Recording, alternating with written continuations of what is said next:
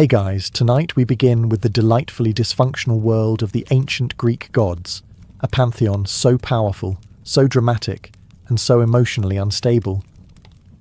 So before you get comfortable, take a moment to like the video and subscribe, but only if you genuinely enjoy what I do here. And let me know in the comments where you're tuning in from and what time it is for you. It's always fascinating to see who's joining us from around the world. Now, dim the lights, maybe turn on a fan for that soft background hum, and let's ease into tonight's journey together. Let's begin with the big guy himself, Zeus, god of the sky, ruler of Olympus, and walking proof that absolute power absolutely fries your sense of boundaries. Zeus was the youngest son of Cronus and Rhea. His dad, like all great fathers, had a habit of swallowing his children whole to prevent them from overthrowing him. Romantic. Fortunately, Rhea saved baby Zeus by tricking Cronus with a rock in a blanket, which tells you a lot about how closely this guy paid attention. Once Zeus grew up, he led a divine rebellion against Cronus, sliced open his father's stomach, Freud would have a field day, and freed his siblings, Poseidon, Hades, Hera, Hestia, and Demeter. Boom. The original dysfunctional family was born. After the gods won the war against the Titans, Zeus became king. He ruled the heavens, controlled thunder and lightning, and was in charge of cosmic order, justice, and oaths. In theory, that is. In practice, Zeus spent most of his time transforming into various animals and seducing anything with a pulse. Swans, bulls, eagles, golden mist. The man had no chill and no consistent moral code. Imagine your country's Supreme Court justice turning into a goose to flirt with civilians. That's Zeus, but with more lightning. His love life was an open-source disaster. He married his sister Hera, which went about as well as you'd expect. He had dozens of affairs, with goddesses, nymphs, mortals, and probably one or two houseplants. The result? An overwhelming number of demigod children, many of whom had serious parental abandonment issues and accidentally founded entire mythologies. But despite all that, Zeus wasn't entirely chaotic. When he wasn't cheating or chucking lightning bolts at mortals who didn't offer proper sacrifices, he did act as the cosmic referee. He enforced oaths, upheld law, and occasionally punished people for being more arrogant than he was, which, frankly, took effort. Zeus was respected, feared, and constantly causing PR nightmares for Olympus. He had power, presence, and zero understanding of personal space. He was both protector and predator, judge and joke, the ultimate divine contradiction. Hera is technically the goddess of marriage, family, and childbirth, which is ironic because her own marriage is an absolute dumpster fire in a golden chariot. She's Zeus's wife, also his sister, because, mythology. Their wedding was supposed to be the divine ideal of sacred union. Instead, it turned into a centuries-long soap opera filled with infidelity, revenge, and a shocking number of people turned into animals, or trees, or stone. Hera is powerful, the undisputed queen of the gods, but her power mostly expresses itself in one very specific way: vengeance. Not on Zeus, of course. No, that would be too simple. Hera's fury is laser-focused on the women Zeus seduces, or let's be honest, outright kidnaps, and their unfortunate children. She once turned a woman into a cow, cursed another to only speak in echoes, and in one particularly cruel moment, tried to kill baby Hercules with a pair of serpents. That was literally his baby. Hers? No. His? Still nope. It's hard to blame her entirely. Imagine being the goddess of marriage while your husband is out here inventing new forms of animal-based flirtation. But still, her divine coping mechanisms often included eternal curses and elaborate punishments. Therapy wasn't a thing in ancient Greece, so revenge was the next best option. Yet despite all that, Hera wasn't just a celestial grudge holder. She also protected women in childbirth, upheld the sanctity of marriage, theoretically, and punished oaths broken by mortals. She had temples, priests, and a devoted cult following. Cities like Argos and Samos worshipped her as a major force of divine order. In short, Hera was the goddess you prayed to when your husband was faithful, and the one who probably sent a plague when he wasn't. She's a fascinating paradox, the embodiment of female dignity and power in a system that constantly humiliated her. Her story isn't just about jealousy. It's about a woman who was supposed to symbolize unity, while holding Olympus together with pure spite and decorative fury. Poseidon was the god of the sea, earthquakes, storms, and, for some reason, horses. Because nothing says ocean god like a herd of galloping stallions. But hey, mythology. He was one of the three main brothers. Zeus got the sky, Hades got the underworld, and Poseidon got everything wet, which suited him just fine. He ruled over the vast oceans, commanded sea creatures both beautiful and nightmarish, and wielded a massive trident, not just a pointy fork, but a three-pronged divine rage stick capable of levelling entire cities. Poseidon was revered and feared in equal measure. Sailors prayed to him for safe passage. Fishermen made offerings. City builders asked his permission before putting anything too close to the shoreline, lest it become beachfront property by accident. But let's be honest, Poseidon had issues. Big, crashing, tidal wave-sized emotional issues. He was the classic unpredictable uncle. Sometimes generous, sometimes devastating, always a bit salty. One moment he's creating islands. The next, he's flooding your crops because someone forgot to thank him during a sacrificial goat ceremony. He once struck the ground so hard with his trident that he caused an earthquake, just because he lost a city naming contest to Athena. Seriously. She gave Athens an olive tree. He offered a saltwater spring. The people chose olives. He chose vengeance. That's Poseidon in a nutshell. He also had a rather complicated love life. There were nymphs, mortals, even one incident involving Medusa, which ended with her getting snake hair and a monster label, and him walking away without consequences. Classic. Despite all that, Poseidon wasn't just a stormy brute. He was a protector of seafarers, a builder of cities, and, in his calmer moments, a god of prosperity and fertility. He was essential to ancient Greek life, especially for a culture so dependent on the sea. But like the ocean itself, he was always one storm away from reminding everyone who was really in charge. Hades is the god of the underworld, not hell exactly, but a vast, gloomy realm where all souls eventually clock out for eternity. Contrary to modern pop culture, Hades wasn't evil. He wasn't even particularly cruel. He was just incredibly tired of everyone. While Zeus got the sky and Poseidon got the seas, Hades drew the short straw and got stuck managing the ancient Greek version of customer service for the dead. For eternity, in darkness, surrounded by wailing, Hades ruled the underworld with a quiet, brooding authority. He wasn't flashy. He wasn't loud. He didn't throw lightning or crash weddings.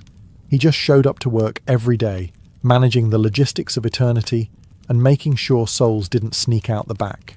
The ultimate middle manager. His domain was called Hades too, because apparently naming a kingdom after yourself wasn't a red flag back then. It had sections for the heroic, Elysium, the average, Asphodel, and the truly awful, Tartarus, ancient Greece's version of a very long detention. And guess who had to oversee all of it? That's right, Hades, the goth workaholic of the gods. Now, about Persephone. Yes, he kidnapped her. Not great, definitely problematic. But also, and Greek mythology is nothing if not inconsistent, they actually grew into a functional, weirdly stable marriage. She spent half the year with him, bringing life to the underworld, and the other half on Earth, causing spring. It's less romance, more mythological timeshare.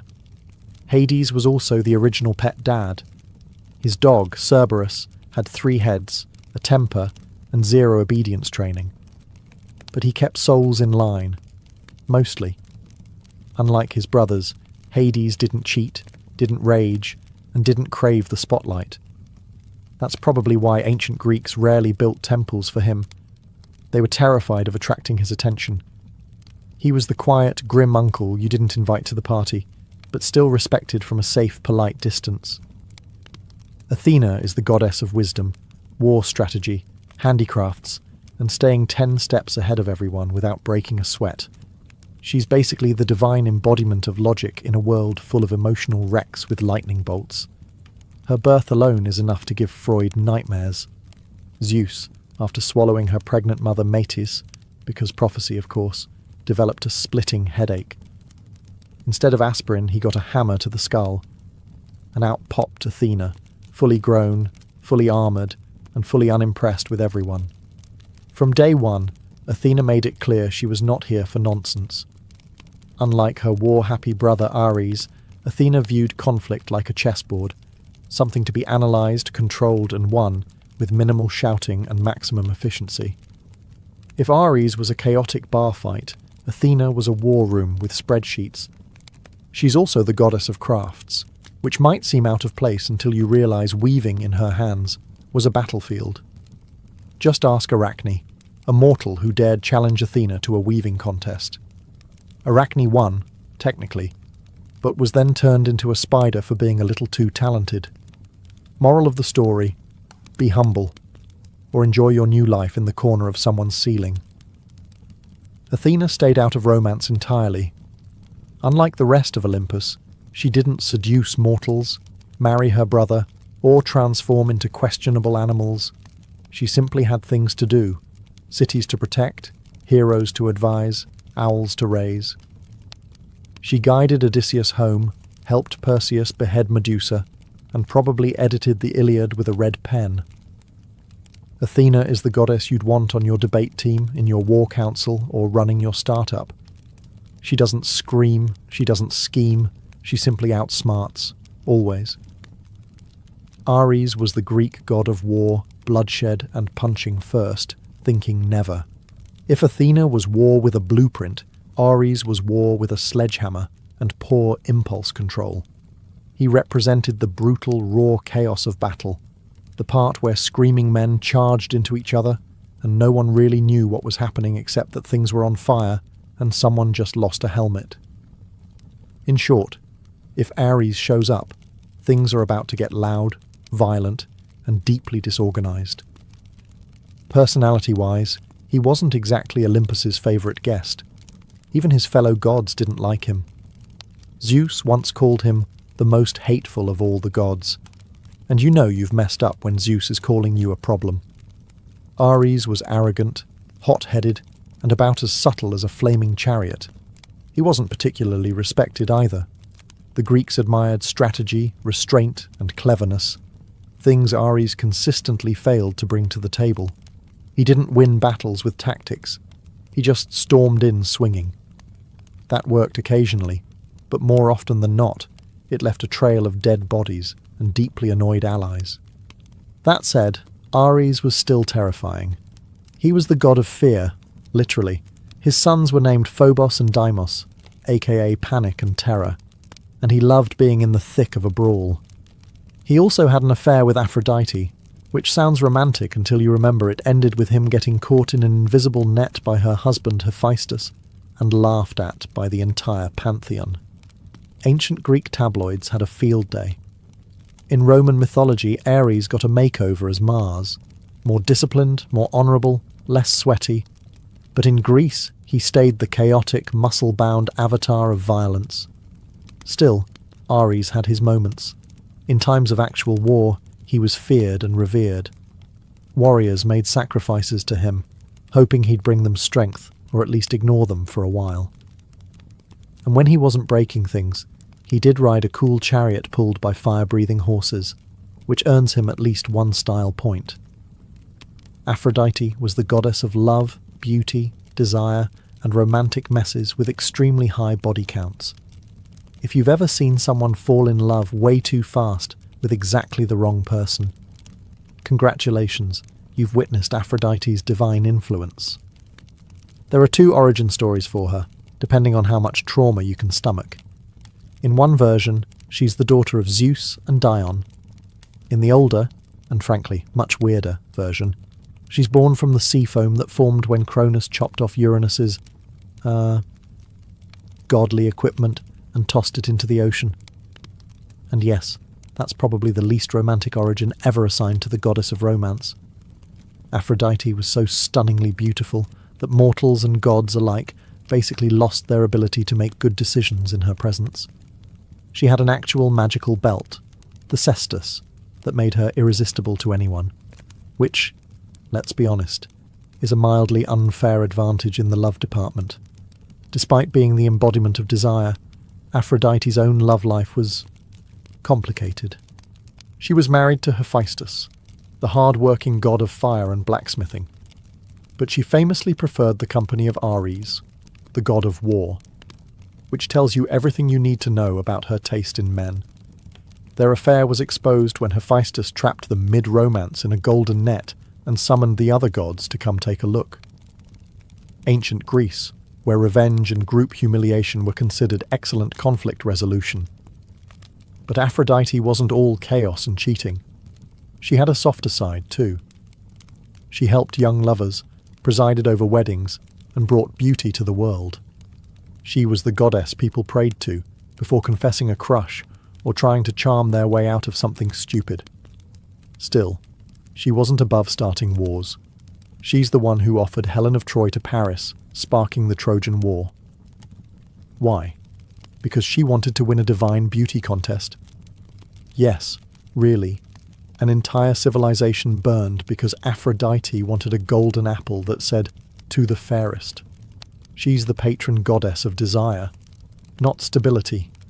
Beautiful, intoxicating, and absolutely not interested in your relationship boundaries.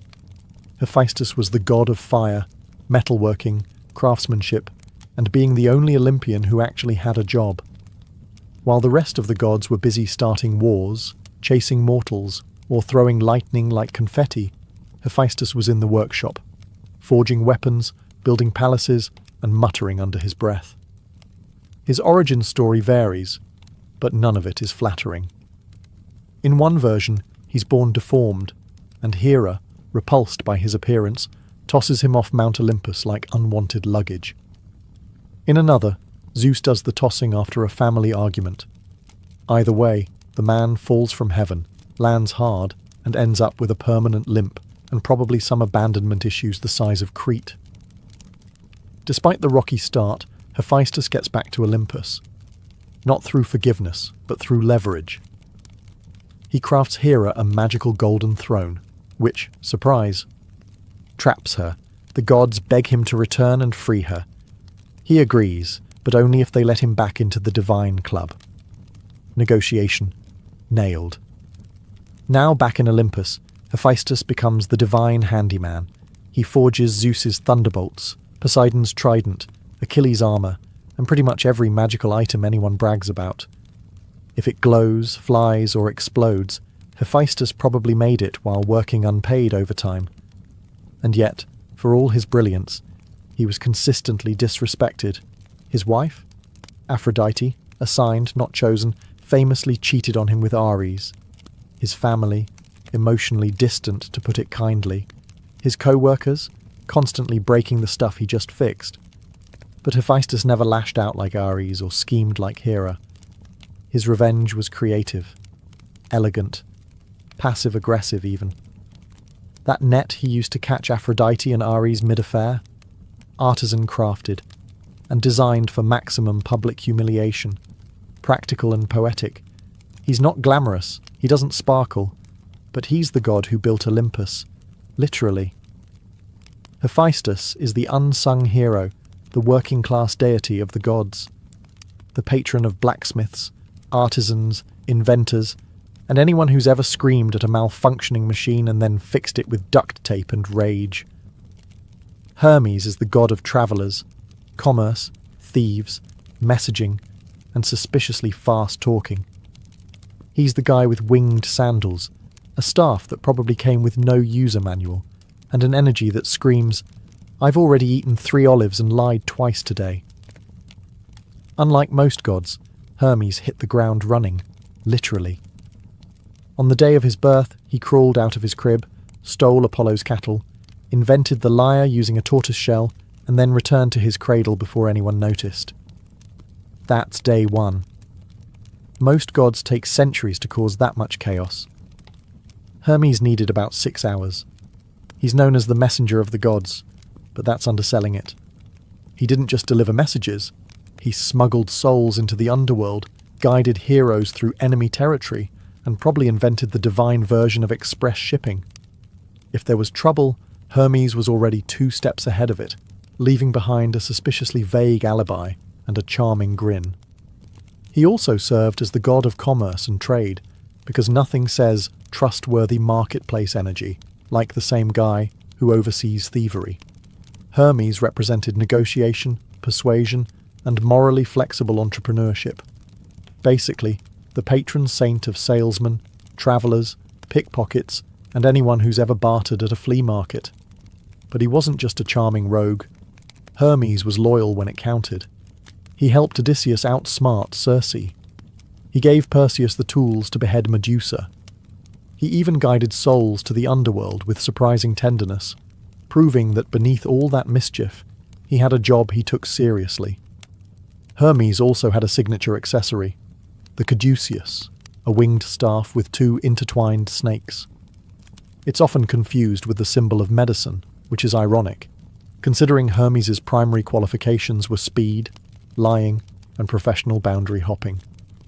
If Olympus had an IT department, Hermes would be the over-caffeinated tech guy who speaks in acronyms, solves your problems in 2 minutes, and then disappears to go optimize cloud functions, which may or may not involve stealing Zeus's wallet.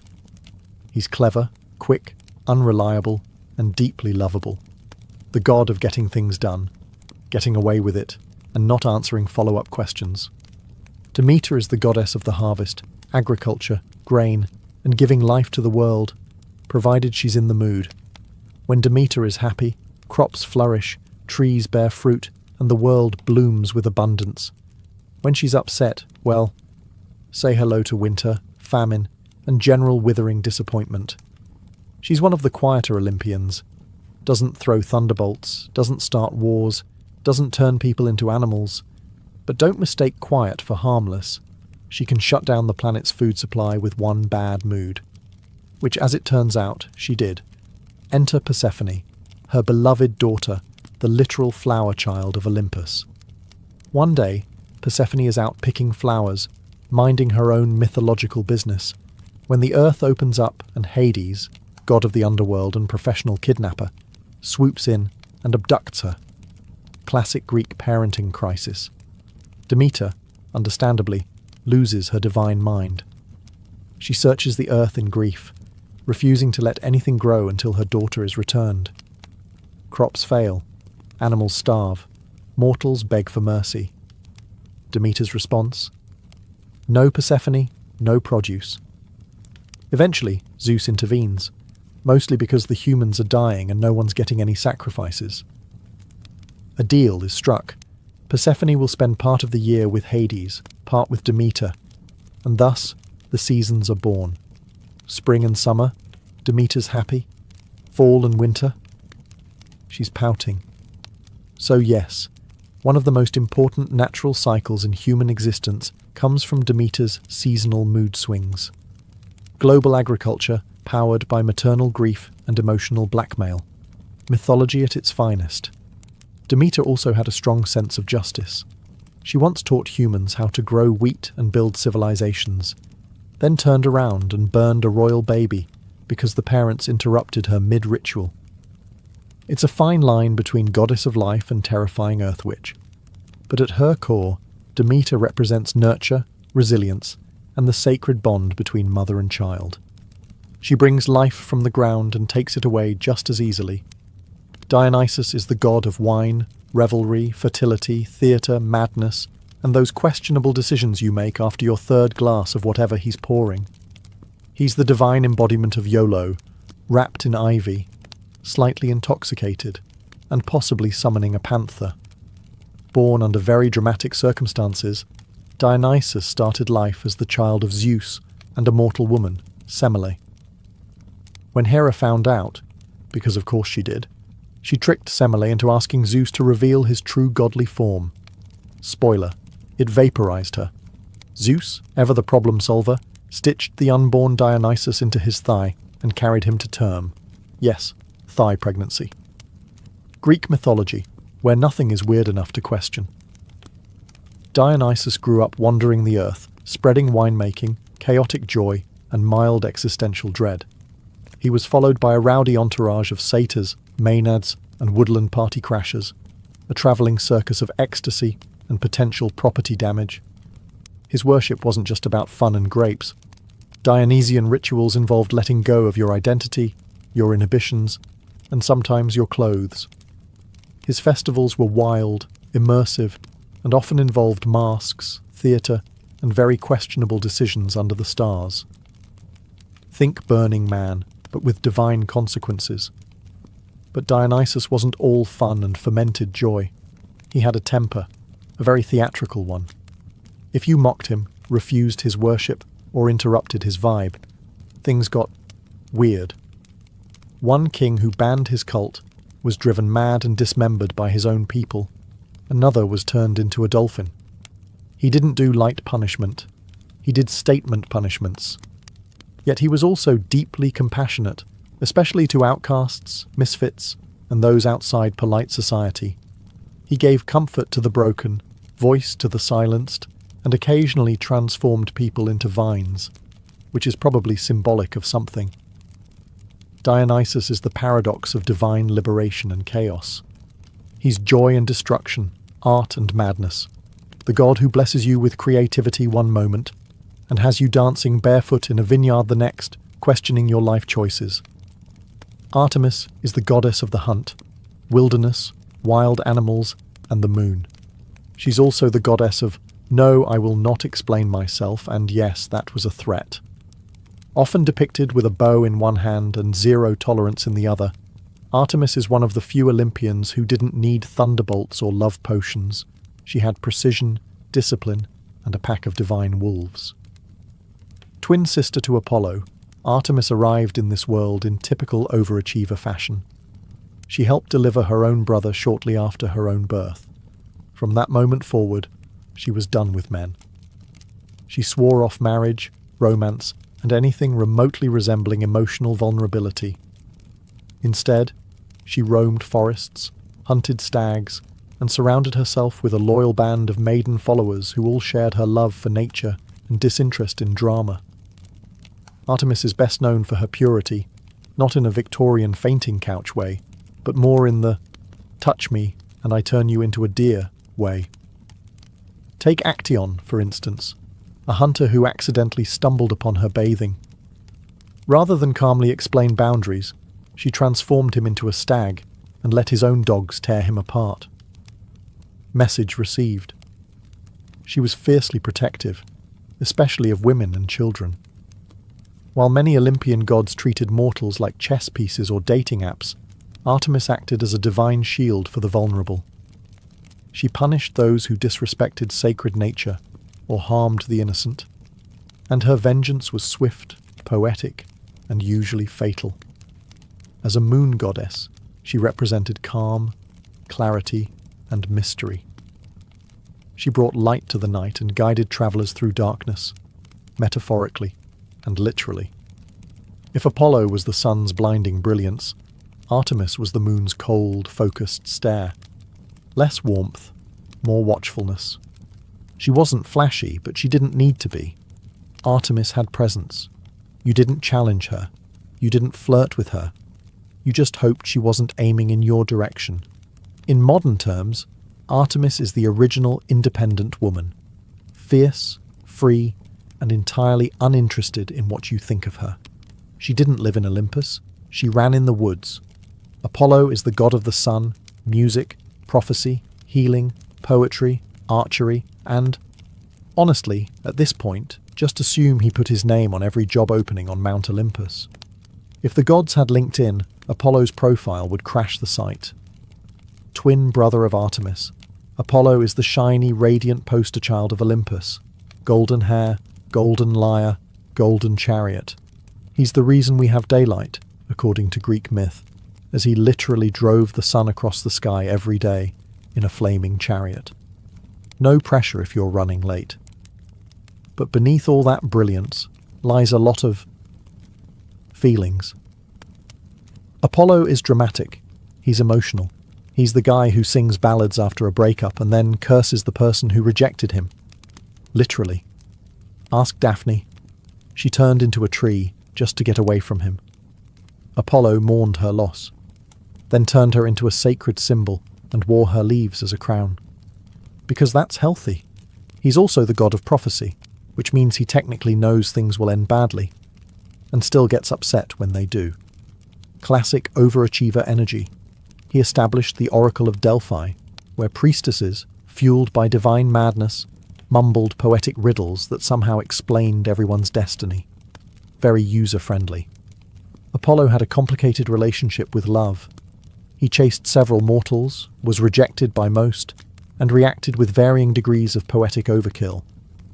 When a Spartan prince named Hyacinthus died during a discus game, possibly from Apollo's own poorly thrown disc, he was so distraught he turned the boy into a flower, which is sweet if you ignore the blunt force trauma part. Despite all this, Apollo was also a healer. His son Asclepius became the god of medicine, and Apollo himself could cure plagues, or cause them, depending on how offended he felt that day. In short, Apollo was brilliance wrapped in insecurity, power dressed in poetry, and charm with a short fuse. The kind of god who'd write you a love song and then shoot you with an arrow if you didn't clap. Hestia is the goddess of the hearth, home, and domestic peace, which is ancient Greek for the only Olympian who didn't cause weekly international incidents. She was the eldest child of Cronus and Rhea, and also the first to be swallowed whole by her charmingly paranoid father. Later, she was the last to be vomited back up when Zeus overthrew him, which means, technically, she's both the oldest and youngest Olympian. Yes, Greek mythology is a funhouse mirror of logic. Unlike her more chaotic siblings, Hestia chose peace. She didn't participate in power struggles, didn't throw curses, didn't sleep with mortals, and didn't even throw shade. She was offered a throne on Olympus, shrugged politely, and gave it up to Dionysus. Why? So she could tend the eternal flame and not get dragged into family drama. Queen behaviour. She presided over the hearth, the centre of every home, temple, and city. Wherever there was a flame burning for warmth, food, or ritual, Hestia was there in spirit. No temples in her name, no scandalous myths, just a quiet presence that made everything else work. The original background essential. She was also the goddess of hospitality. In a world where shelter and food meant survival, she represented the sacred duty of caring for guests. Invoking her meant your fire would stay lit, your bread wouldn't burn, and hopefully your relatives would leave on time. And unlike most Olympians, she didn't go around turning people into animals, inanimate objects, or ironic morality lessons. Hestia didn't need revenge. She had a well-swept floor and inner peace. Because of her, every meal began and ended with an offering. Every city had her flame burning in its heart, and every prayer circle probably had someone whispering, "Thank you for not being a handful." If the gods were a dysfunctional office, Zeus would be the CEO with boundary issues, Athena the overqualified strategist, Dionysus the HR violation, and Hestia would be the calm office manager, keeping the coffee warm and the lights on, while everyone else argued about whose temple caught fire.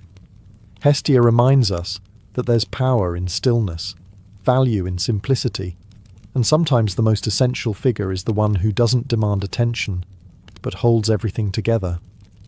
Persephone is one of the most fascinating figures in Greek mythology, a goddess with a split personality written directly into the seasons. She's the bloom of spring and the chill of death, life and decay, flower crown and iron throne. She's the daughter of Demeter, goddess of the harvest, which already puts her in the realm of life and fertility. But then things took a turn, as they often do in Greek myth, when Hades, lord of the underworld, saw her picking flowers and decided, wife material. He abducted her, straight into the underworld. No discussion, no coffee first. Demeter, naturally, was devastated. She scoured the earth, and when no one told her where Persephone had gone, she shut down agriculture entirely. The result? Global famine and an angry mob of hungry mortals. Eventually, Zeus intervened, not out of fatherly concern, but because no one was sacrificing anything while starving. A compromise was reached.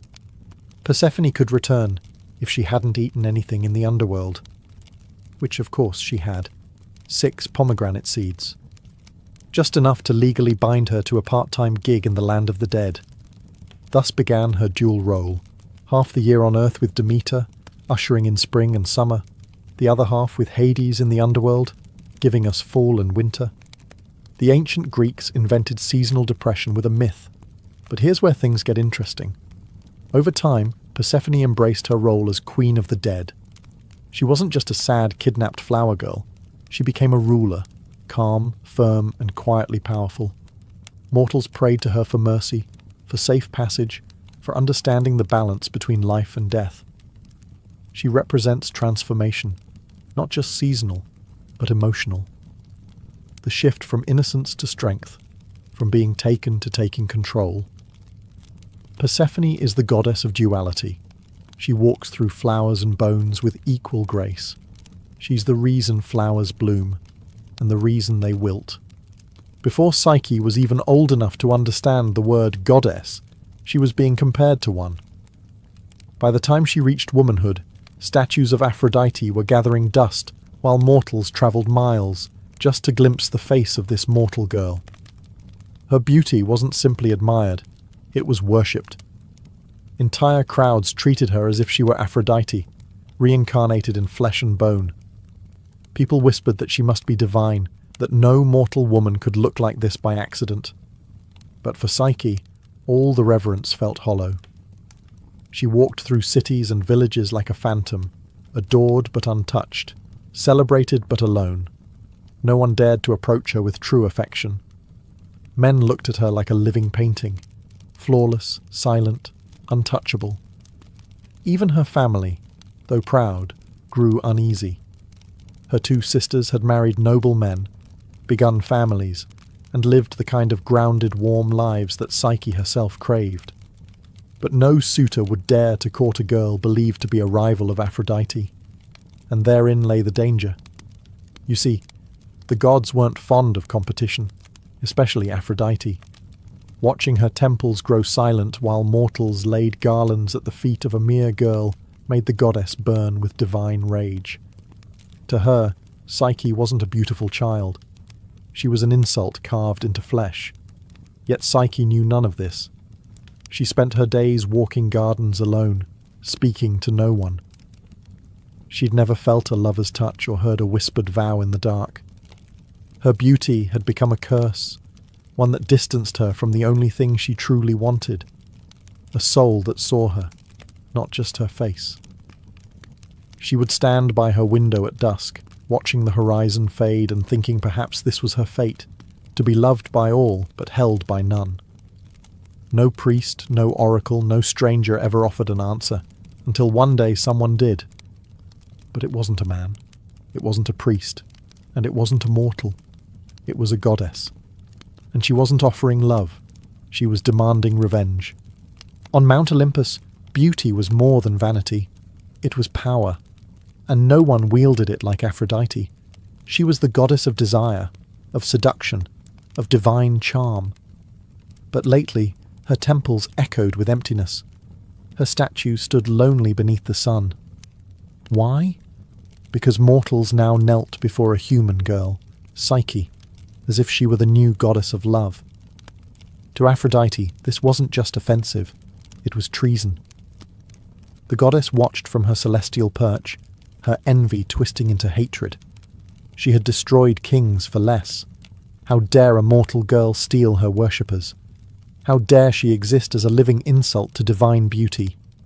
And so, Aphrodite did what goddesses do. She summoned her son, Eros. Now, Eros wasn't just any deity. He was the god of love, yes, but not the soft, tender love mortals wrote poems about. No, Eros dealt in chaos. He sparked passion where there should be none. He made kings fall for swindlers, queens for slaves, enemies for each other. His arrows didn't ask for permission. They shattered logic, loyalty, and sometimes entire empires. Aphrodite's command was simple. Make Psyche fall in love with the most hideous, vile creature on earth. Something monstrous. Something beneath even the worms. Let her feel what it's like to be mocked by love. Eros, ever the obedient son, accepted. Bow slung over his back, quiver full of divine arrows, he descended to the mortal realm under the cover of moonlight. He found Psyche asleep in her chamber, candlelight flickering across her features like water.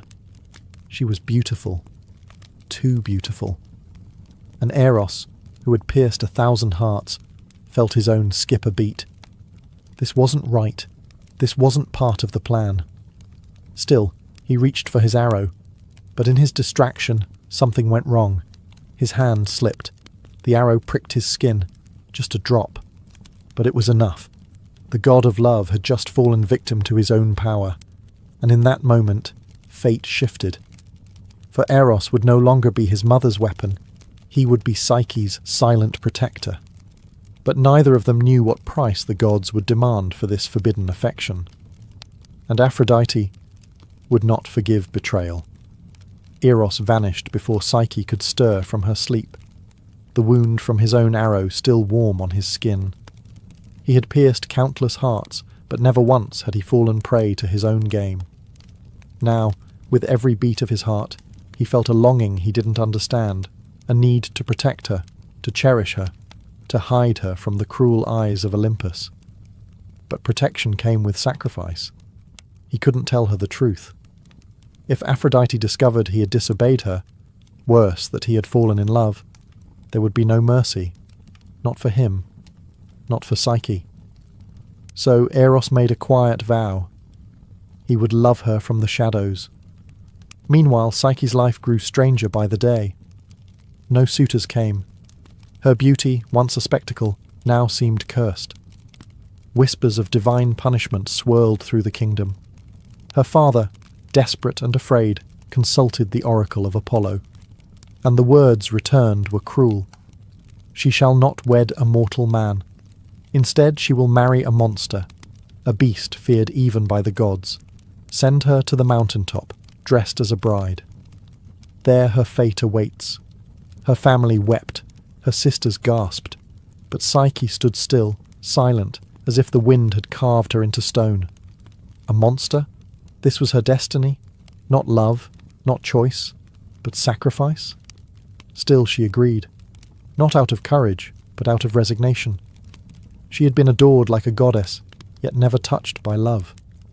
Perhaps this cruel, monstrous fate was simply balance. Eros watched from above, his heart twisting with guilt. He had meant to protect her, but now the gods had spun a web he couldn't untangle. If he intervened openly, his mother would know, but if he did nothing, Psyche would be lost. So he devised a plan. He would take her to a secret place, a hidden palace known only to him, cloaked in illusion and silence. He would love her, not as a god, but as a shadow. He would never show his face, never speak his name, and above all, he would never tell her the truth. Because if she knew who he was, who she was truly with, everything would shatter. Even the god of love was afraid of heartbreak. The wind was soft but strong as it carried Psyche away from the mountain peak. She had expected cold rock and gnashing teeth. She had braced for a monster's roar. But instead, silence. Gentle, surreal silence. When she opened her eyes, she was no longer on the mountain. She stood in a meadow of glowing flowers, more radiant than any garden she had ever known. A path of polished stone wound through the field, leading to something impossible, a palace, grander than anything human hands could build. Its pillars shimmered like moonlight on water. Its halls whispered her name without sound. Psyche stepped through the threshold, expecting fear, but finding peace. Servants she couldn't see guided her hands, washed her feet, placed robes upon her shoulders. Food appeared, warm and fragrant, though no one set the table. At night, a voice, deep, tender and kind, spoke from the shadows. "Do not be afraid. You are safe. This is your home." It was him, her unseen husband, the one the oracle had promised. But there was no snarling beast, no monstrous form, just a voice. And strangely, it didn't frighten her. He never revealed himself, not even in darkness. Each night, he joined her in the quiet velvet of the bedchamber. He touched her face like a dream. He whispered laughter in her ear. And each morning, he was gone before the sun rose. She was falling. Fast. Love without sight. Intimacy without form. Each word he spoke made her ache for more, but the one thing he always begged was this: "Never try to see me." She asked once, gently, "Why?" The voice tensed. "If you see me, I must leave you, forever." And so she obeyed. But the mystery grew heavier with each passing day. How could such a kind, thoughtful man be the monster the oracle warned of? Why must love hide its face? And why, when she whispered her name, did he never whisper his? Psyche told herself it didn't matter, that she didn't need to know. But the human heart is a curious thing, and the seeds of doubt, once planted, never stay buried for long, especially when family comes to visit, and especially when sisters come bearing poison disguised as love. It had been weeks, perhaps months. Time moved strangely in the invisible palace. Psyche knew peace, laughter, luxury, and love. But she also knew isolation. No faces, no names, no truth. Just a voice in the dark and shadows that kissed her lips. Then, one morning, her husband's voice was different. "Sorrow will follow if you see them," he said. "See who?" "Your sisters. They believe they come out of love, but what they bring is ruin." Psyche's heart cracked. She missed them. Their teasing, their warmth, even their jealousy. They were her last connection to the mortal world, to the girl she used to be before gods and palaces and mystery husbands. She pleaded, "Let me see them. Please. Just once." Eros hesitated, but he could never deny her. He agreed, with one warning: "Do not let their words poison what we have. They will try to unravel your trust. You must not listen." And so, the winds that once lifted Psyche carried her sisters to the garden gates of the invisible palace. When they saw her, they were stunned. She was alive, more than alive, radiant, draped in silks finer than any queen, her skin glowing like starlight. They embraced her, laughing nervously, hiding their envy beneath brittle smiles. "Where is your husband?" one asked. Psyche smiled. "He comes only at night. I've never seen him." The sisters froze. "You've never seen him?" She nodded. "He won't let you see his face?" The other gasped. "What if he's hideous? A beast? Or worse? What if he's one of the gods using you and laughing behind your back?" Their voices dripped with sweet concern, but Psyche felt the change. The old sibling rivalry was still there, now twisted into something darker. Jealousy sharpened their words. "He keeps you hidden, blind, dependent. Is that love or imprisonment?" The seed of doubt was planted. They saw it take root, and they smiled. As they left, they kissed her cheeks and whispered, "Just take a lamp one night, see for yourself. If he loves you, what harm can truth do?" Psyche watched them disappear into the wind, and for the first time since arriving in paradise, she couldn't stop shaking. Not from fear, from curiosity. That night, Psyche couldn't sleep. She lay in the dark, wrapped in silk sheets, his arms gently curled around her, his breath steady beside hers. But her mind was loud, louder than his heart, louder than love. Her sister's words kept repeating like a spell. What if he's a monster? What if he's using you? What if he's not who you think he is? She had trusted blindly. She had given herself, completely, to a voice in the dark. But was that love, or simply surrender? She slipped from the bed, silent as snowfall. Her bare feet kissed the cold floor, and in her hand she held a small bronze oil lamp, its wick already lit. Her heart thundered in her chest as she approached. Her fingers trembled as she leaned in, and when the light reached his face, she gasped. Not a monster, not a god in disguise, a man, beautiful beyond words.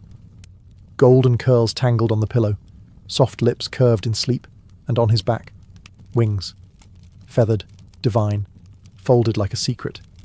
This was Eros, the god of love, and he had chosen her. Her eyes filled with tears, not from fear, but from guilt. He had trusted her, warned her, loved her, and she had doubted. She leaned closer, wanting to kiss his lips, to whisper an apology before the light was gone. But fate is cruel. A single drop of hot oil spilled from the lamp and touched his bare shoulder. He awoke with a cry of pain and betrayal. His wings flared open, his eyes wide with heartbreak. "You broke your promise," he said, voice hollow. "You trusted fear more than love."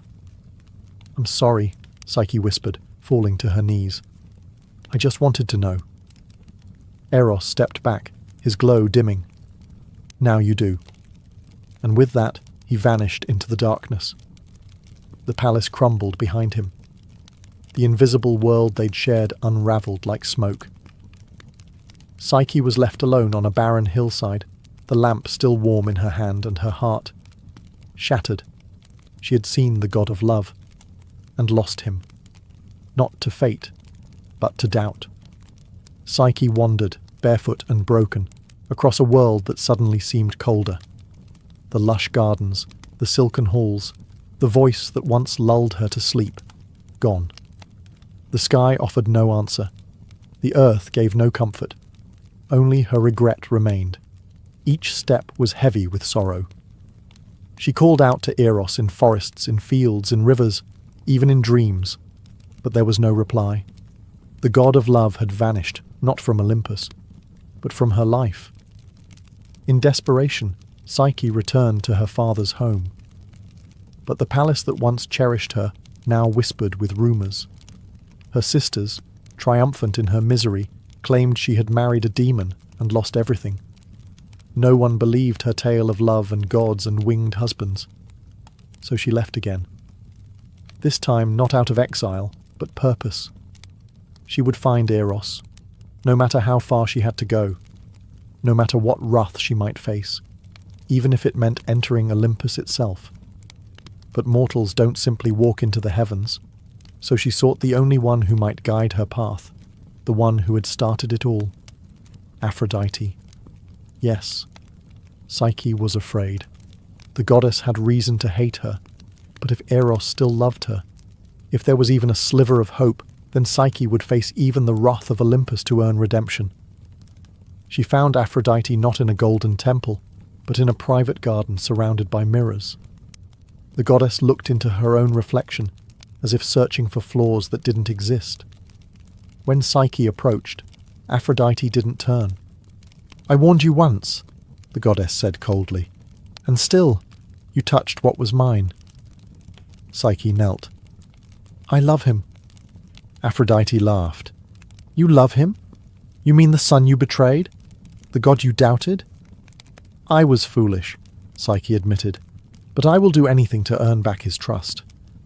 Aphrodite turned, her eyes sharp as blades. "Anything?"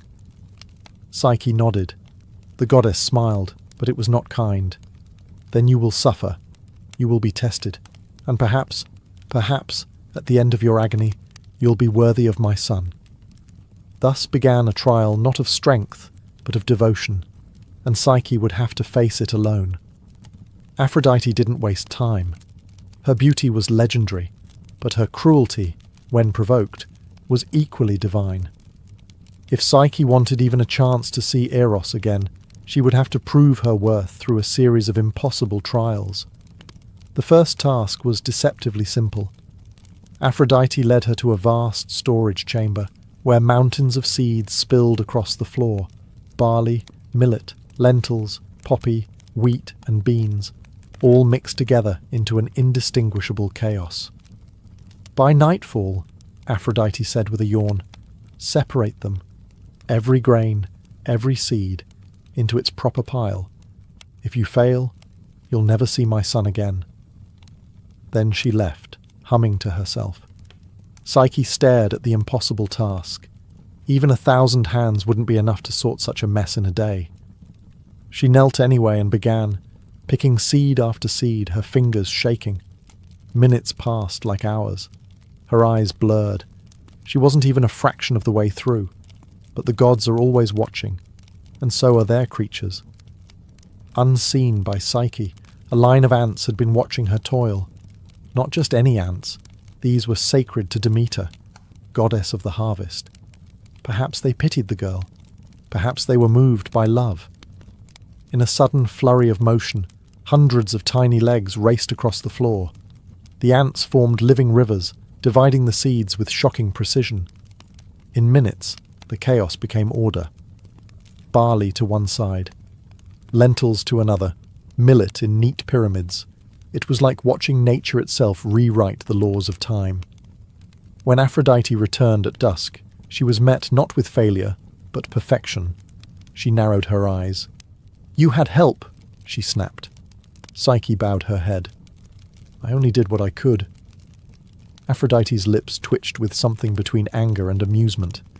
She hadn't expected the mortal girl to complete the task, much less with grace. But no matter. There were still many more trials to go. Harder ones. Deadlier ones. "This was only the beginning," the goddess warned. "If you want to see Eros again, you'll need more than luck." And yet Psyche, exhausted, sore, but standing, nodded. "I'll do whatever it takes." Because love, true love, was worth more than divine comfort or mortal pride. And Psyche's war had only just begun. Psyche barely had time to rest before Aphrodite handed her the second task, this one even crueler in its design. "See that river down there?" the goddess asked, pointing to a winding stream glinting beneath the afternoon sun. "It runs beside a meadow where wild rams graze. Their wool is made of gold. Bring me a tuft of it, just a handful, but do try not to die." She smirked and vanished, leaving Psyche to face what she knew was more than a simple chore. These were no gentle creatures. The golden rams were sacred, their eyes wild, and their horns sharp as spears. They were known to gore anything that entered their field, tearing intruders apart without warning.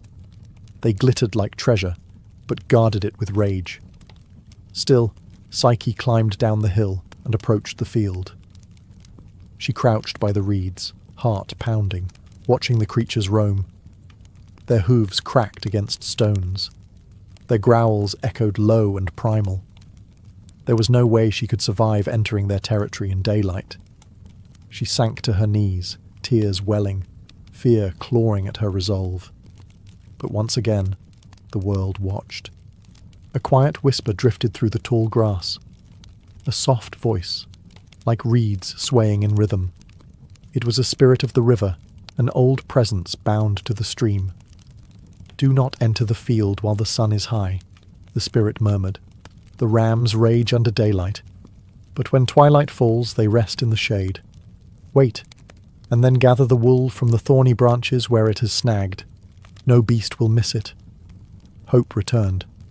Psyche waited. Hours passed. The golden rams, one by one, wandered into the trees and settled into slumber.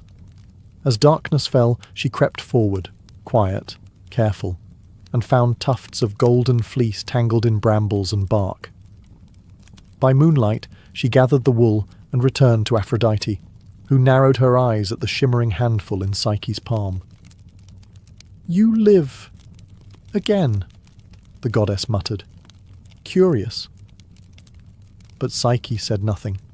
No pride, no gloating, just silent strength, because love had taught her something even the gods had forgotten.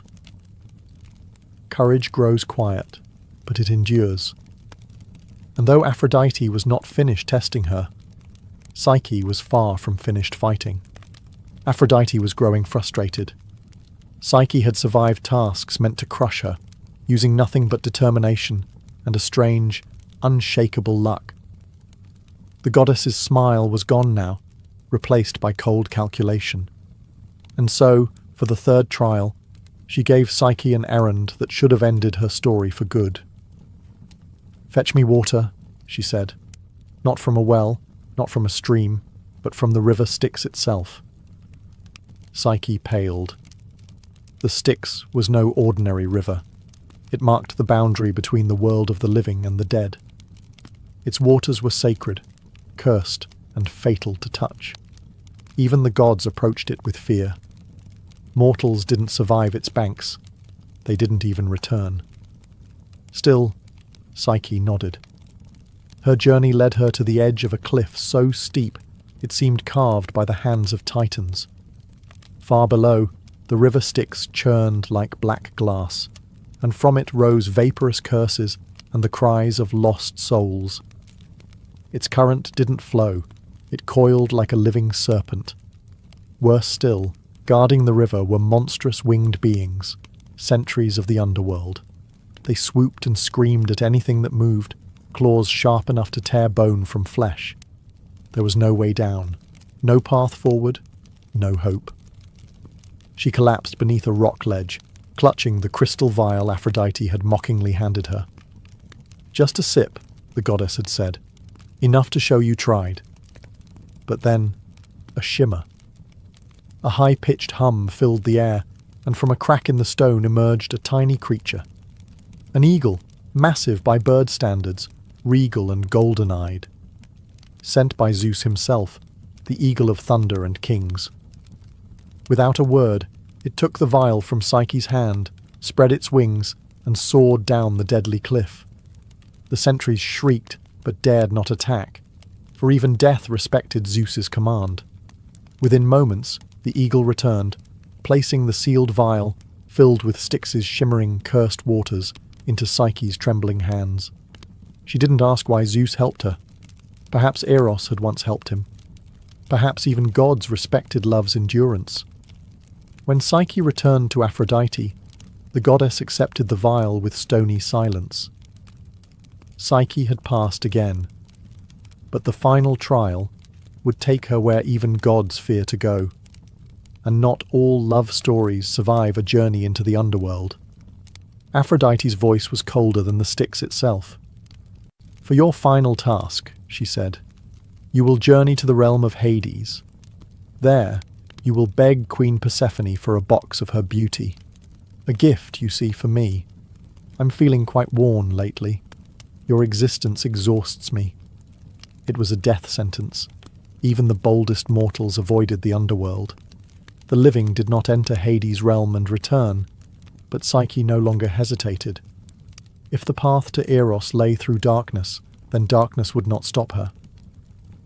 Guided by whispers from sympathetic voices, some say Demeter, others say invisible demons of kindness, she found a hidden entrance, a cave that pierced the world's surface like a forgotten scar.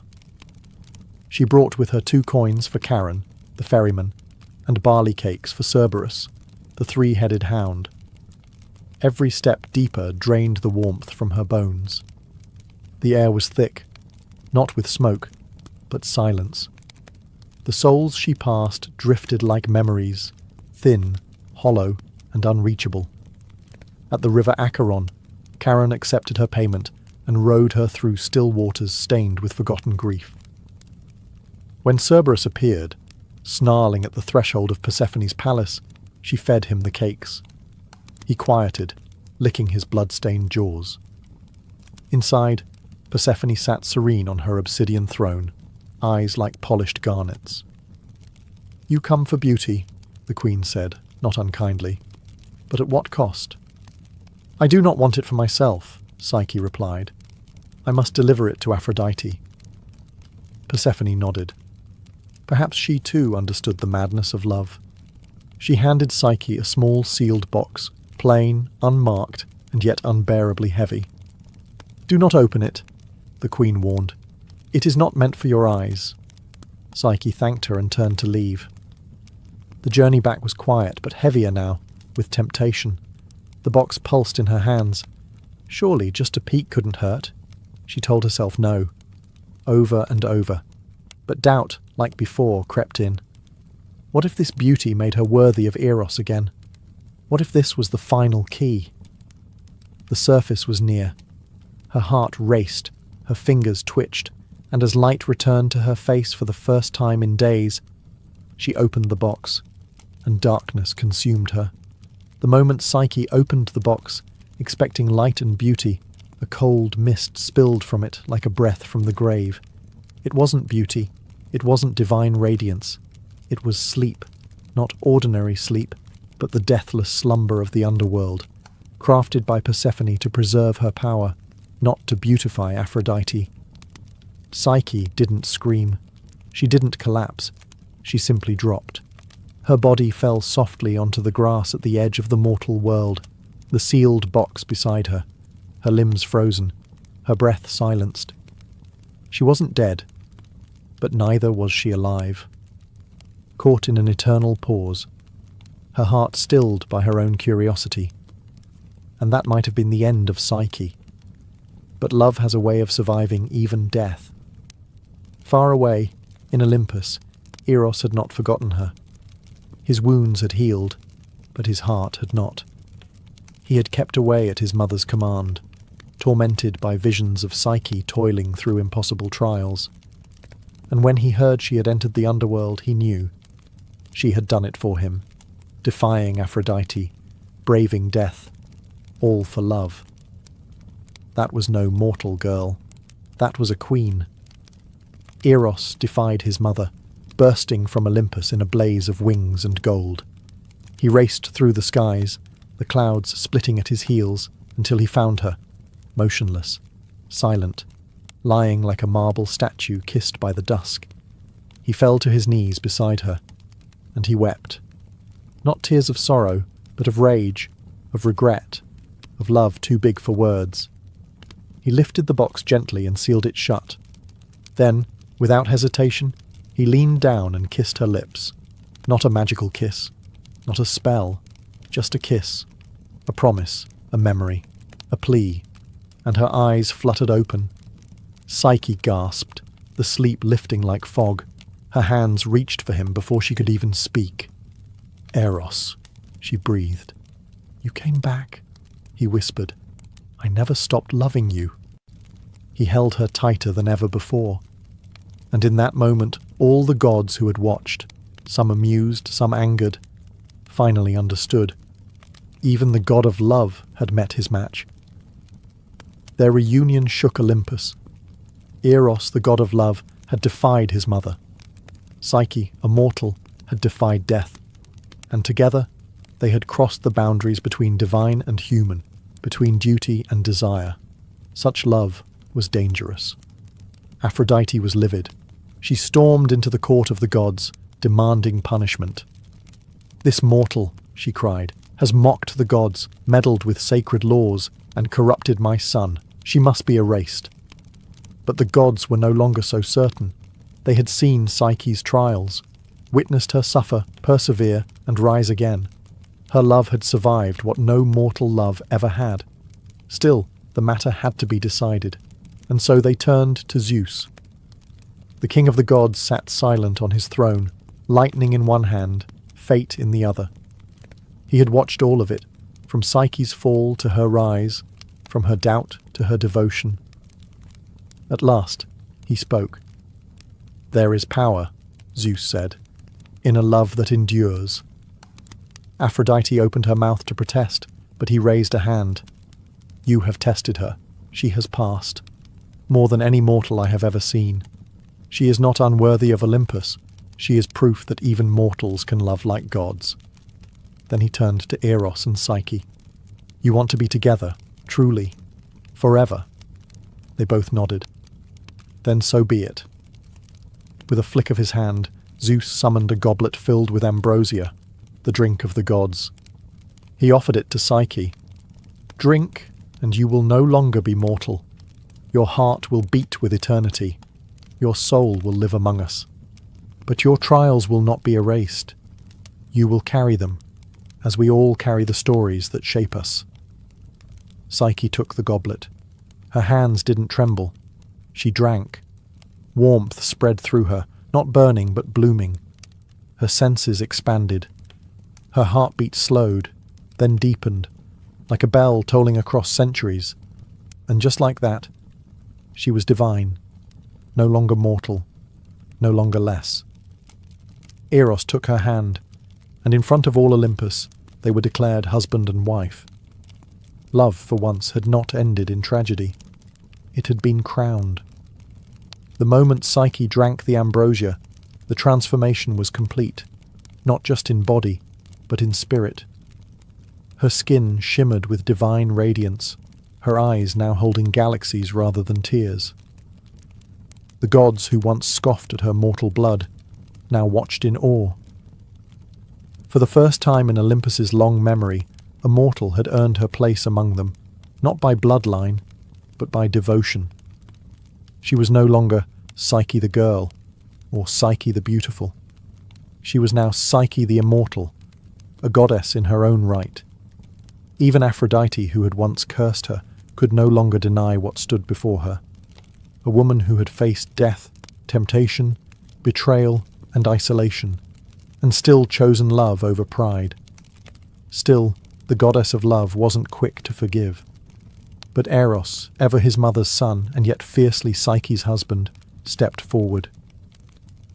"She is no rival to your beauty, mother," he said gently. "She is something else entirely, the soul that understands love." And in that moment, the tension melted, not completely, but enough. Aphrodite's silence was her surrender. Zeus proclaimed her goddess of the soul, Psyche, whose very name in Greek meant both soul and breath of life. Her trials had shaped her not into a statue of perfection, but into the embodiment of what love endures. A great feast was held on Olympus.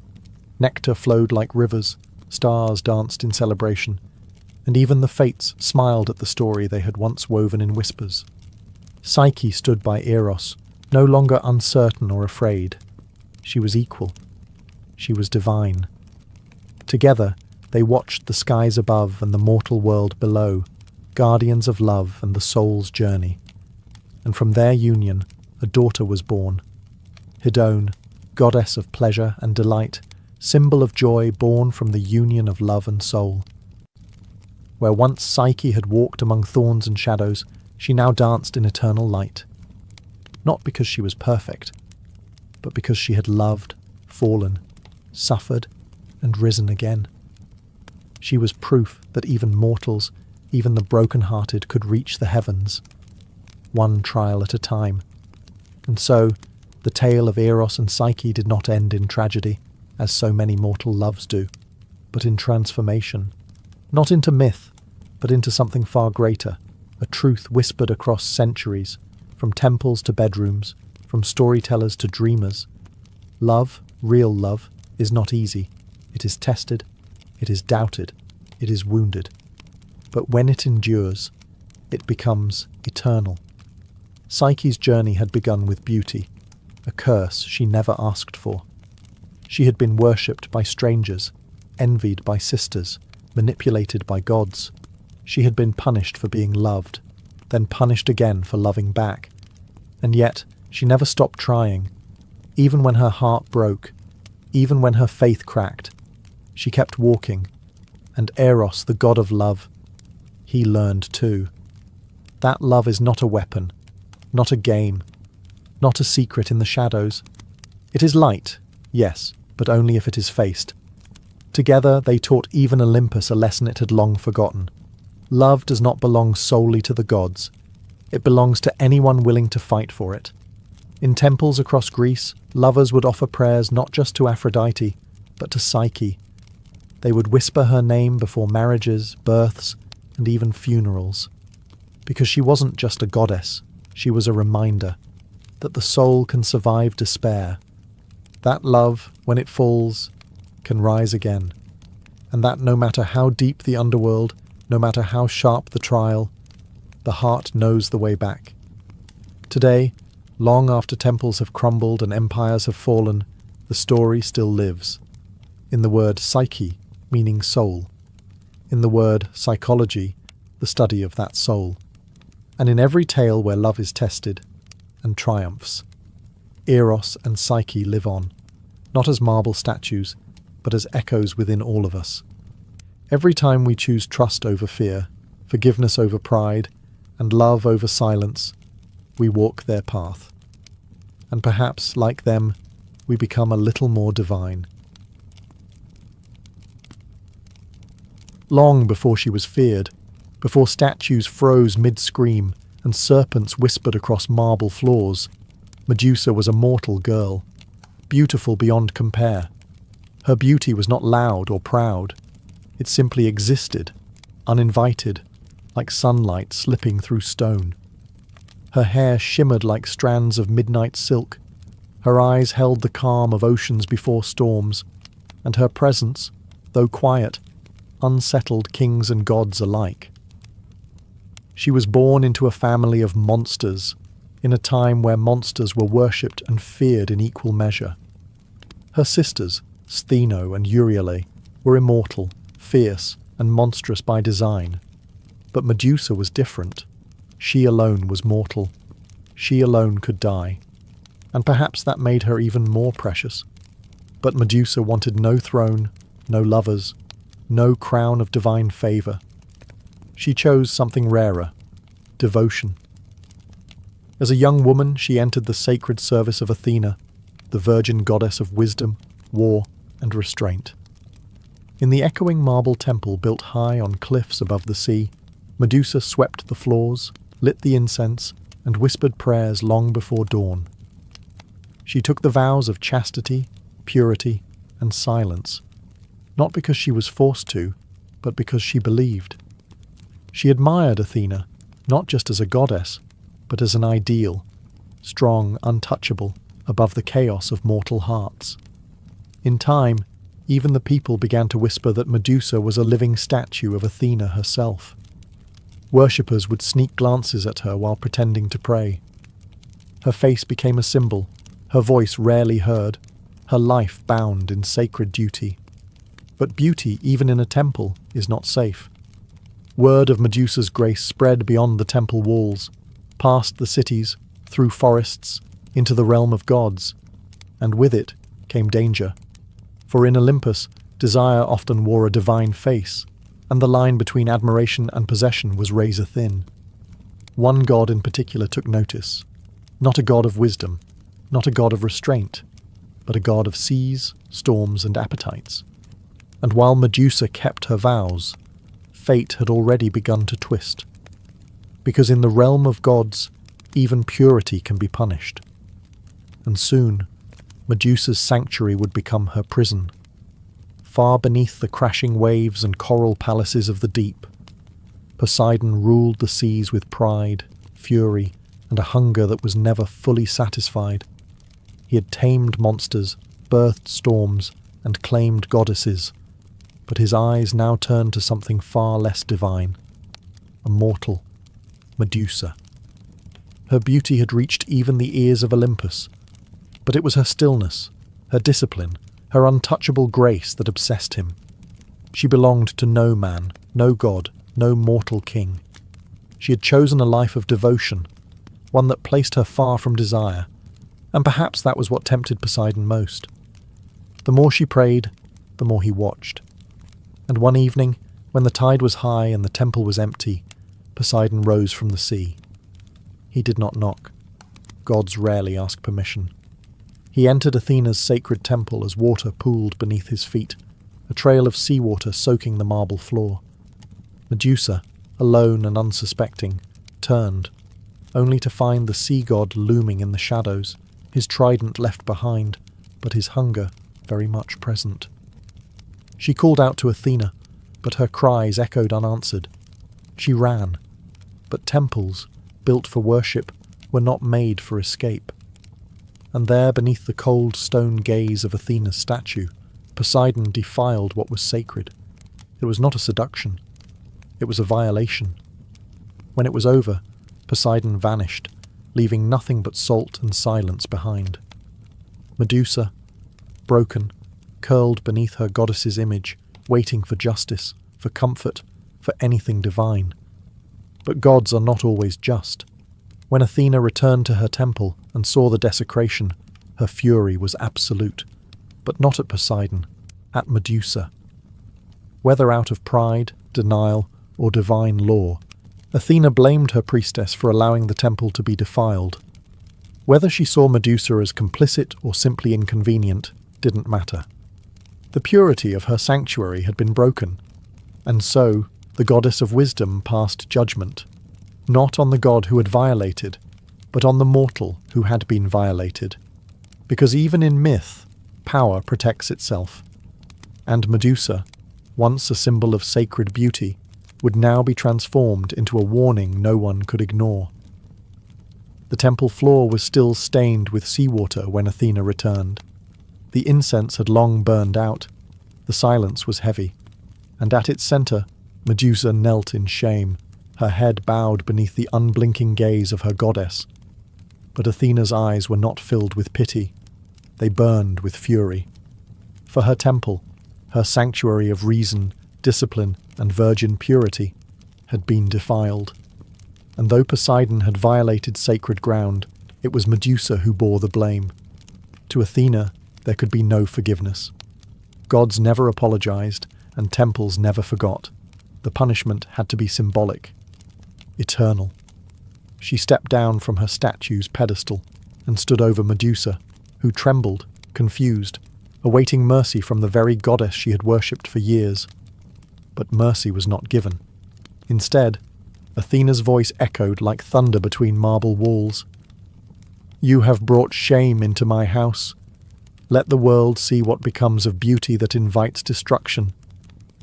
With a single gesture, she reached down and touched Medusa's forehead.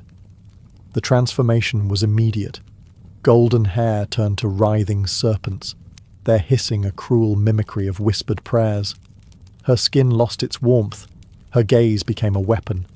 Her eyes, once soft with sorrow, now held a terrible power. Anyone who looked into them would turn to stone. Not enemies, not invaders. Anyone. It was not a punishment of protection. It was isolation. A curse disguised as defense. Medusa cried out, her voice no longer human. Her tears, once salt water, now dried before falling. Her breath became still. Her reflection shattered mirrors. And worst of all, she could no longer look at another soul without destroying it. Athena did not weep. She did not turn away. She simply watched as her priestess, once beautiful and devout, became something else entirely. A monster. The temple doors closed behind Medusa as she fled into exile, her cries echoing through the hills. No home, no temple, no sisters, no prayers, just stone trails in her wake. And from the cliffs of Olympus, Athena returned to her throne, unmoved. For in the eyes of the gods, punishment need not be fair, only lasting, and Medusa's face would last longer than memory. Banished from temple and city, Medusa wandered into the wilderness, alone, cursed, and feared. Her steps carved a trail of stone across the land, each accidental glance at a passing creature turning it to lifeless marble. Birds mid-flight, deer in the brush, even insects that dared meet her gaze, frozen forever in silence. She sought refuge where no man would follow, in the distant lands beyond rivers and ruin, to a bleak, wind-swept island at the edge of the world, a place untouched by gods or mortals. There she built no shelter. What use was a roof when the stars offered no comfort? What use were walls when her enemies had once been her protectors? The cave she entered was already half filled with statues, long-forgotten warriors, beasts, or perhaps even fellow wanderers who met her eyes for a moment too long. And so began her second life, not as a priestess, but as a pariah. Medusa no longer wept. Tears belonged to the girl she once was. The girl who believed in justice, who offered incense to Athena, who thought love could be earned through loyalty. That girl had died on the temple floor. In her place stood something else. Not a monster, but a woman shaped by betrayal. Her serpents whispered to her in dreams, not in words, but in instincts. Warnings of intruders, echoes of approaching footsteps. Her hair had become her guardians. Her eyes, her curse. Her soul, a flickering memory. She began carving the walls of her cave with images. Faces, hands, the temple she once served. Even her sisters. Her memories were fading, and stone was all she had left. Occasionally, heroes would come, lured by stories of a cursed maiden, or tempted by the challenge of slaying a beast. They believed she was evil, that by killing her they might rise in glory, but none of them returned. They underestimated her, not just her power, but her pain. And yet, with each death, Medusa felt less like a victim, and more like the very monster the world imagined. Her humanity had not died, but it was fading. And the gods? They had already looked away. Far from Medusa's cave, in the bustling city-states and sacred temples of Greece, her name began to change. No longer spoken in mourning, it passed from mouth to mouth like a warning, distorted, retold, and reshaped. Medusa, the Gorgon. Medusa, the cursed temptress. Medusa, whose gaze turns men to stone. Her past as a devoted priestess, a mortal girl who served the gods, was buried beneath myth. In its place rose a monster's tale, a creature with serpent hair, whose eyes held the wrath of the underworld. They didn't tell of Poseidon's violation. They didn't mention Athena's cruel punishment. The gods' roles were edited out, smoothed over by priests and poets who preferred their gods spotless and their monsters clearly marked. Children were warned to obey their parents, or Medusa would come in the night. Soldiers carved her image onto shields, not to honour her, but to mock her. Her face became a symbol of fear, a cautionary tale. And yet, her image spread. Artists painted her on pottery. Her twisted silhouette danced across mosaics.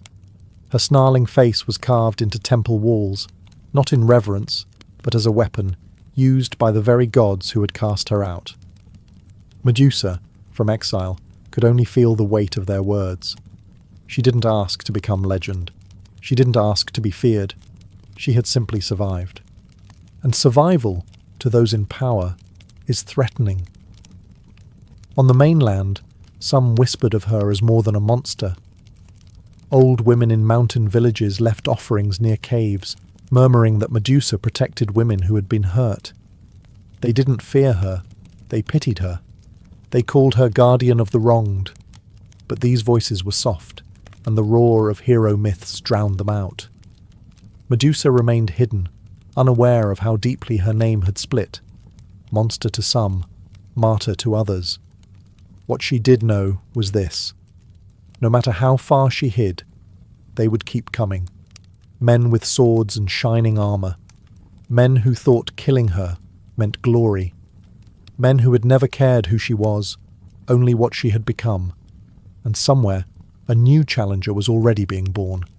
A boy who would grow into a man, a hero, and her final visitor. While Medusa lived in exile, her legend spreading like wildfire, a boy named Perseus was born to a different kind of silence, a prison of prophecy. His mother, Danae, had been locked away in a bronze tower by her father, King Acrisius, desperate to stop a prophecy that her son would one day cause his death. But the gods don't respect mortal locks. Zeus came to Danae not with love, but as golden rain, slipping past walls and warnings. From that divine encounter, Perseus was born.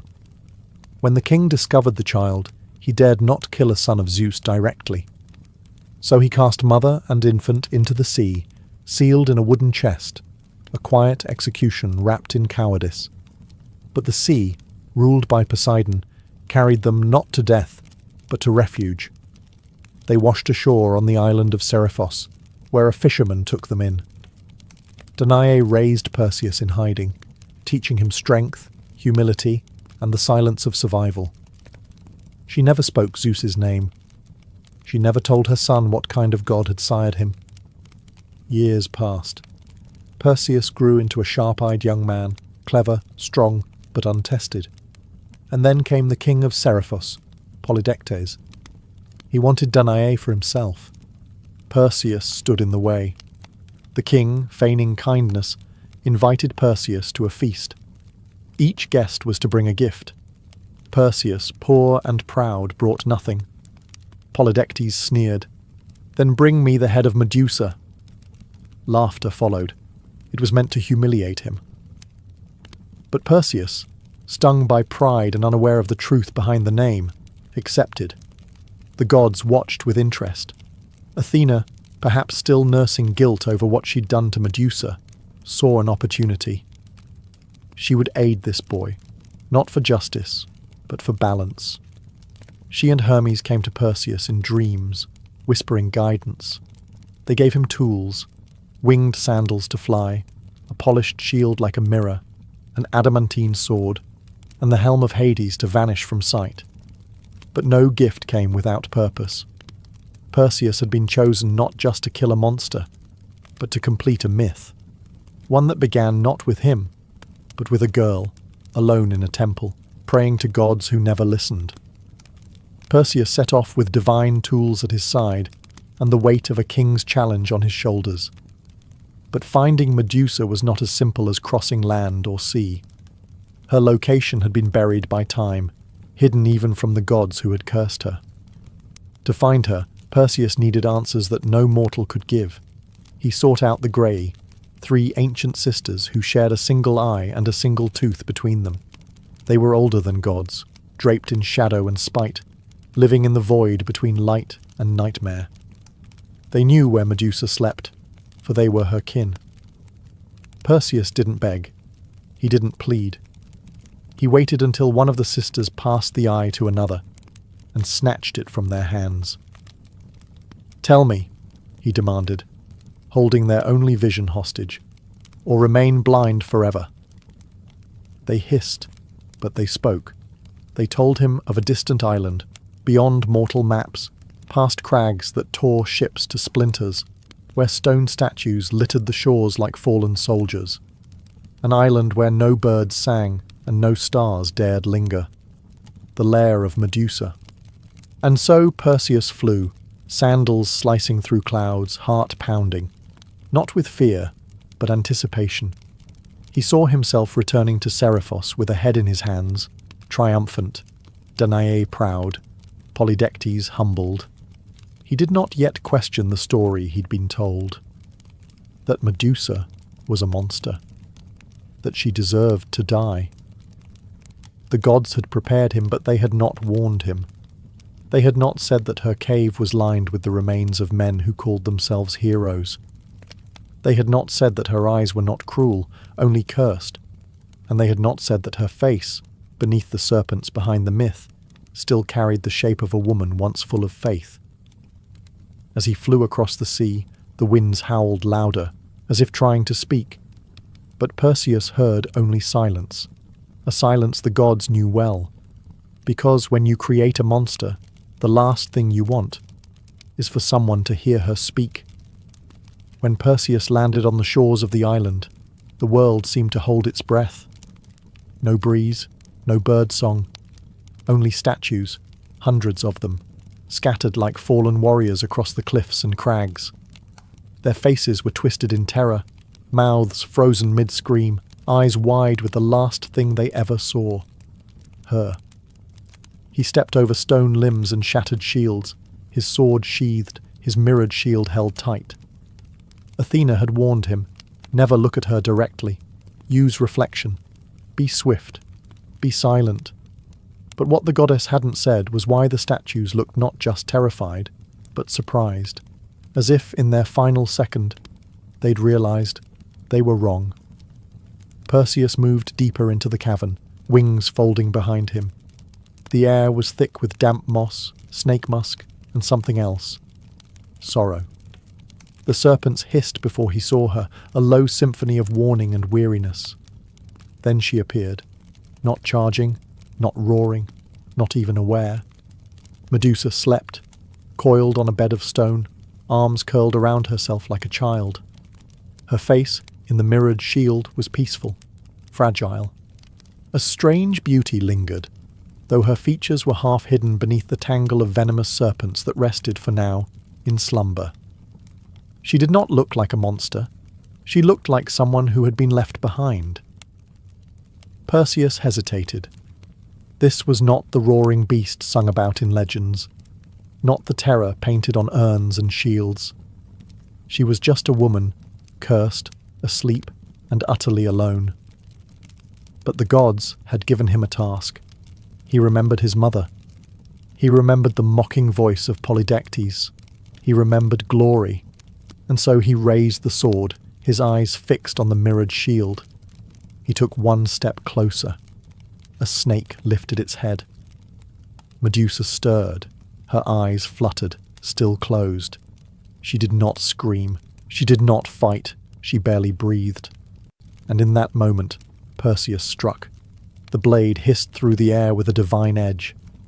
Silence followed. When her head fell into the satchel lined with bronze scales, the island exhaled. The curse was done, or so he thought, because you can kill a body, but not a story. And Medusa's story was just beginning. Perseus didn't linger. With Medusa's head sealed in the enchanted satchel, its gaze still potent even in death, he rose into the sky, sandals beating against the clouds. But the silence of the island clung to him. Not a silence of victory, something colder. The head still pulsed with quiet power. Though severed, it was not lifeless. The snakes writhed, tongues flickering, sensing the world beyond the bag. Her eyes remained open, unblinking, capable of petrifying anything that dared peer within. Perseus didn't look. He dared not. The gods had given him a weapon now, a divine trump card, but he began to feel uneasy carrying it. As he flew across the ocean, creatures of shadow stirred in the waves. For this act, though heroic in the mortal realm, had awakened old pacts. Medusa's death had not gone unnoticed. Deep in the sea, her slayer had disturbed the balance. Poseidon felt it. Athena knew it. The fates wove quietly. And far above Olympus, a storm began to gather. Still, Perseus pressed on. His thoughts were consumed with what came next. He would return to Seriphos. He would silence King Polydectes, free his mother, restore his name. He would be a hero. That's what the stories promised. But the weight of the satchel told another tale. He remembered the mirrored shield and the face he'd seen. She hadn't snarled. She hadn't lunged. She'd been sleeping. Was that truly a monster? Or had he killed a warning wrapped in misunderstanding? He pushed the thought aside. The gods had guided him, hadn't they? But as the wind howled louder, Perseus noticed something odd. The head was humming, not a sound, but a sensation, as if it still remembered the world, as if the soul of Medusa, cursed, betrayed, mutilated, still looked outward, still aware, still waiting. And though Perseus would go on to slay monsters, rescue maidens, and carve his name into the stars, he would never again sleep soundly, because sometimes, at night, he swore he heard the faint rattle of snakes beneath his bedroll, and sometimes he dreamed not of victory, but of a girl kneeling in a temple, begging the gods to protect her. Perseus returned to Seriphos with wind-swept hair, divine armor, and the head of a legend tucked under his cloak. The people greeted him with cheers, unaware of what lay in the satchel, unaware of what it had cost. But King Polydectes was no fool. He had never expected the boy to survive. His challenge had been a death sentence wrapped in mockery.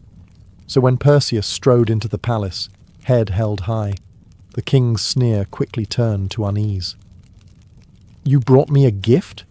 Polydectes mocked, trying to hold on to control. Perseus nodded once. "A token of your request." And with that, he opened the satchel. For a brief second, Polydectes met the gaze of Medusa. Just a second. It was enough. Stone cracked through his skin like frost on glass. His eyes froze wide. His final breath was trapped behind lips turned to granite. The king, so smug, so cruel, was now nothing more than a statue. The room erupted in screams. Courtiers fled. Some fell to their knees. Perseus remained silent, his expression unreadable. His mother, Danae, rushed to embrace him. Finally free. And still, Perseus said nothing about the girl in the cave. To them, Medusa was a monster defeated, a tool used, an obstacle overcome. No one asked who she had been, but Perseus remembered. The way her body fell, the way her face in the mirror had not snarled, but pleaded. Still the story spread quickly. Songs were sung, temples raised. Perseus was called Gorgon Slayer, champion of the gods, breaker of curses. They etched his name into marble, never once carving hers beside it. In his later years, he'd place Medusa's head on Athena's shield, by the goddess's own command. Her face, once scorned, was now turned outward as a weapon of divine justice. But not justice for her, justice for others. Even in death, Medusa served. Even in silence, her power remained. And Perseus, the golden hero, walked beneath that shield for years to come, every victory won with the face of the woman he had slain. He was loved. She was feared. And neither could change the roles the gods had written for them. After Perseus's triumph, Athena summoned him to Olympus, not just to praise him, but to claim what had always belonged to her. Not the sword, nor the sandals, nor the helm of Hades. She wanted the head of Medusa. Perseus obeyed, offering the satchel without question. And with practiced grace, Athena took the severed head of her former priestess and affixed it to her shield, her aegis, turning it into a weapon of legend. The Gorgon's face, once radiant, once innocent, now snarled in frozen rage from the bronze curve of the goddess's arm. Wherever Athena marched, war followed. Enemies turned to stone at the sight of it. Cities fell. Statues of the aegis spread across temples and coinage. Her shield became both warning and banner. But no one ever asked why Medusa had been cursed in the first place. Athena, the goddess of wisdom, carried the face of a woman she had once punished. Not as a reminder, not out of guilt, but as a symbol of divine power, of what happens when mortals overstep. Yet some whispered differently. Some said Athena was not reclaiming a weapon, but granting Medusa immortality. That by placing her on the aegis, she ensured Medusa would never be forgotten. That the girl who had once cried in her temple was now etched into eternity, where even the gods had to carry the consequences of their actions. But the truth, as always with gods, was layered in paradox. Athena had condemned Medusa for shaming her temple, and now she wielded that same shame as a trophy. The transformation was complete. Medusa had been a priestess, then a victim, then a monster, now a weapon, an icon.